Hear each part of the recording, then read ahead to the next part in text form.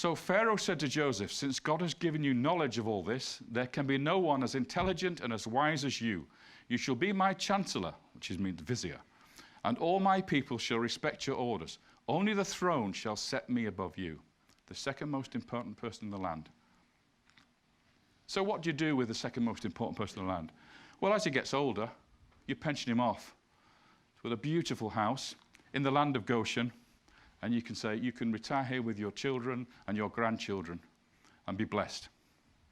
You've done your duty for the kingdom, and now you can relax and take it easy.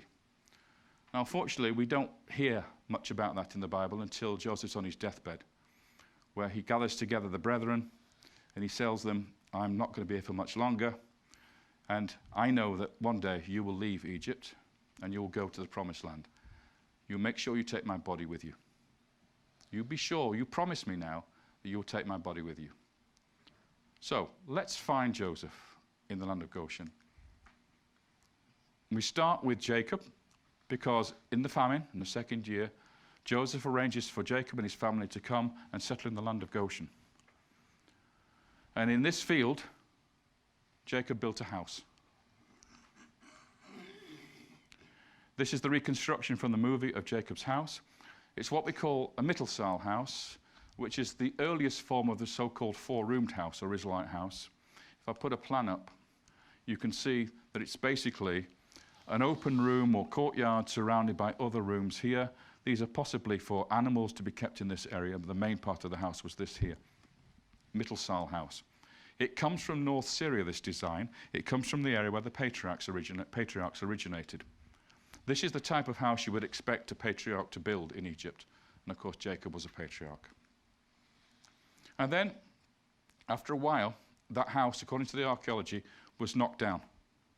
The owner of the house had died, and it was decided to build a palace on top of it. And this is the floor of the palace that was excavated by the Austrians. What you see here is a mud brick floor which was painted white, and then you have the settings here for two stone bases for wooden columns to hold it up. It was basically a very, very nice audience chamber, and I'm going to show you the reconstruction from the movie again now of that Egyptian-style palace, but it wasn't built for an Egyptian, it was built for a Semite. Possibly the Vizier, the northern Vizier. When we look at a plan, this part over here was added later. The original facade was here, along here, and this courtyard was added later, including these two suites here, and a new entrance here. But the original part of the house was this here. This is the shot you just saw of the four column bases and the mud brick floor. This was the audience chamber to receive visitors. This was his personal washroom, and this is probably his robing room here. And this, believe it or not, was his bedroom. And this is a mud brick platform, which is the biggest bed ever found in the ancient world. You would expect that for Joseph, wouldn't you? The guy who interpreted dreams, to have the best bed in the world. Now, what struck me immediately about this, and by the way, these two suites are identical. How many sons did Joseph have? So when they were growing up and were getting their first wife, he built 2 apartments for them, exactly the same. No arguing. You can't have a bigger one than him. You must both have the same size apartment. And, significantly, the original facade of Joseph's palace had, you guessed it, 12 columns, representing the 12 brothers, 12 tribes. In the back garden, and this is now the palace over here, this is the model that the Austrian excavators built for the palace. You'll see a series of tombs, and I suppose you're already ahead of me. There are 12 of them. 12 main tombs, subsidiary ones, possibly for wives here, but 12 main ones. Each one had a tree planted in front of it. But you'll notice number 12 is rather different to the rest. Number 12 is a pyramid tomb. Here you see that pyramid tomb at the back of the garden, dated at the same time as the palace here. The ones that you see along the line here, and these ones are slightly earlier. By the way, those daggers that I showed you earlier on came from these tombs. Now that pyramid tomb is what we're going to concentrate on now. This is the photograph before they started to excavate down into the tomb. What you see here is a platform made of mud brick, and then on the front, a base for a chapel. So you have a pyramid with a chapel in front of it. As I say, they haven't started excavating, and now the plan of it looks like this. Here's your platform base for the pyramid. Here's your chapel.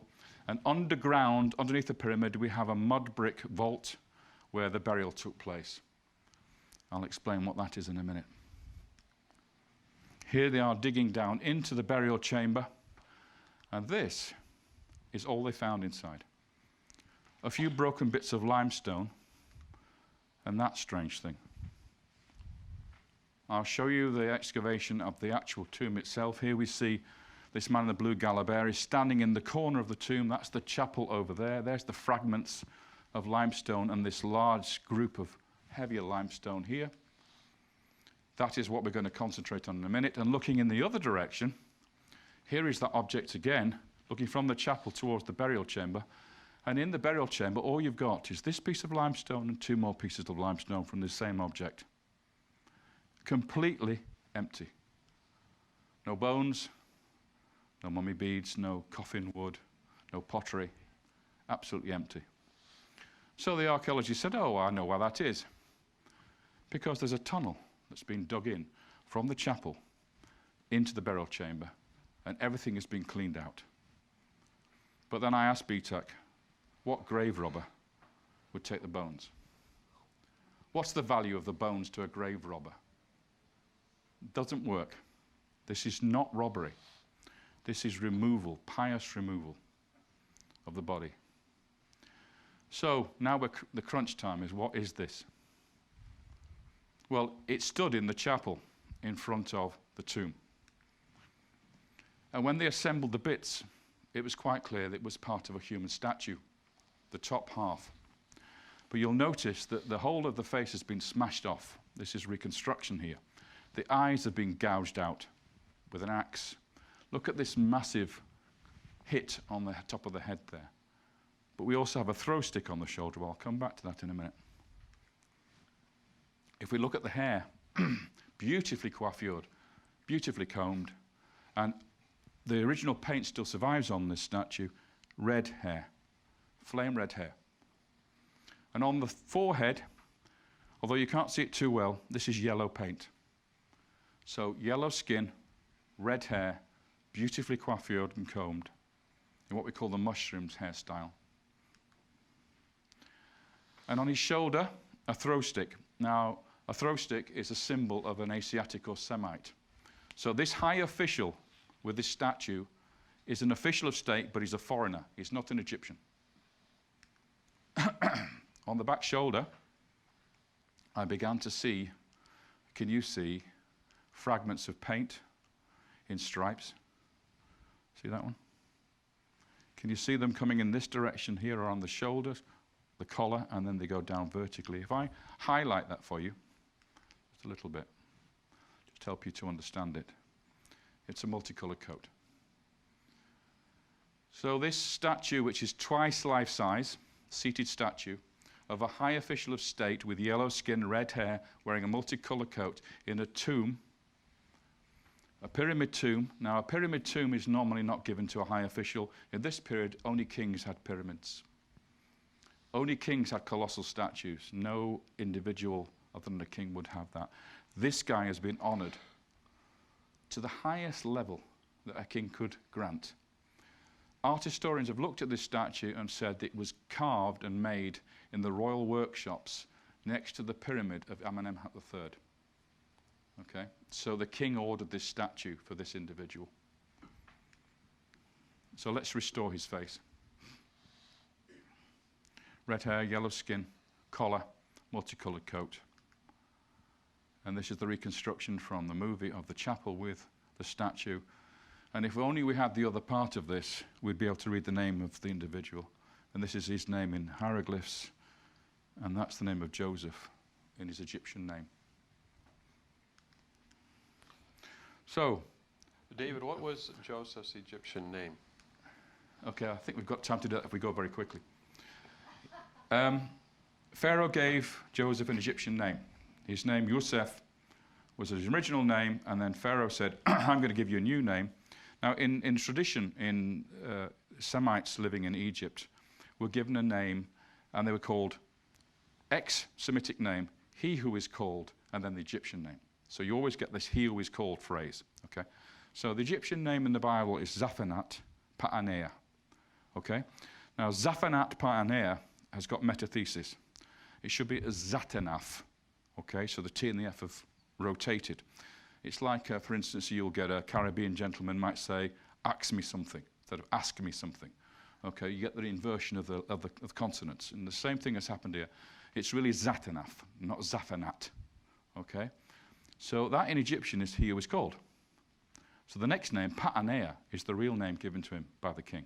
And Pa'anea, Anea, is the vocalization, the true vocalization of the word Ankh in Egyptian, which means life, the sign of life, with a loop. So his name is the one who lives. So Joseph, he who is called the one who lives. Why did Pharaoh give him that name? Because Jacob came to Egypt and found the son he believed to be dead was still alive. So we'll have to move on because I'm being a bit slow. Very quickly, I want to tell you about the alphabet. This Joseph character was a genius, an absolute genius.